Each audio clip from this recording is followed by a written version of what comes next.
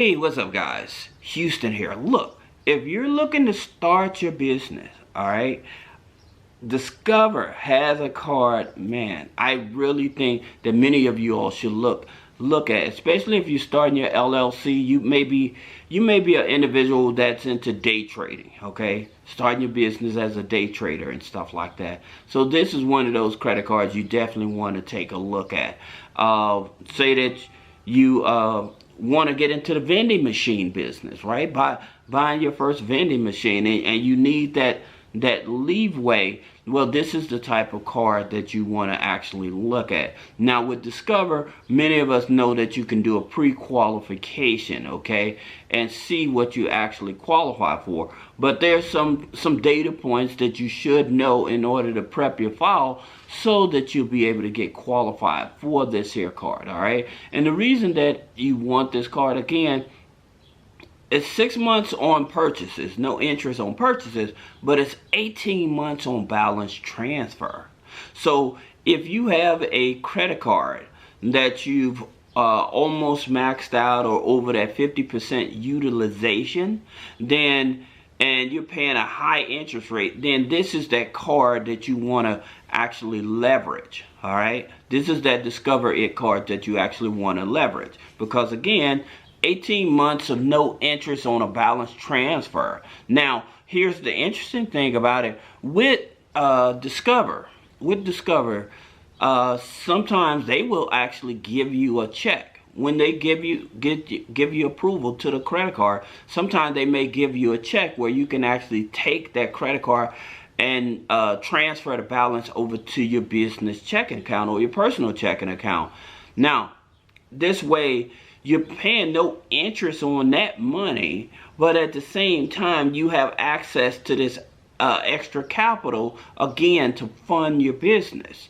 And so that's the reason that I'm looking at this card, because 18 months of zero interest on a balance transfer, that's free money if you know how to leverage it. That's the reason I was telling you about the day trading, starting a vending machine business, or you may be trying to start up buy and sell items on Amazon or something like that. This is that card you actually want to look at if you're trying to go with Discover. All right, now granted, Discover does have a business card. It's called the Discover Business It card. All right, but here's the thing about it: it still reports on the personal side.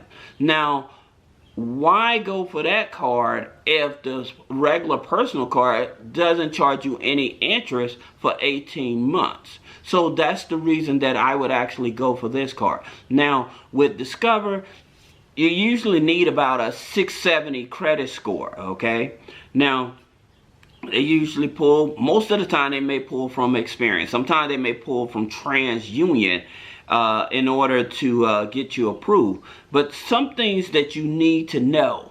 Now, here's the thing about it with Discover. If you have bad credit, then you want to start with their secured card, because after 7 months, possibility of being unsecured, all right? That's to help you get into their system. But with this here card, a 670 or higher credit score is what you need. But here's the thing about it: if you're going to go for this here card, you need to, what you need to do, all right, if you have other open revolving accounts, what I would do, I would attempt to try to pay some of those open revolving accounts, especially if they're smaller revolving accounts. If they're revolving accounts of $1,000 or less, I would try to pay those down to zero.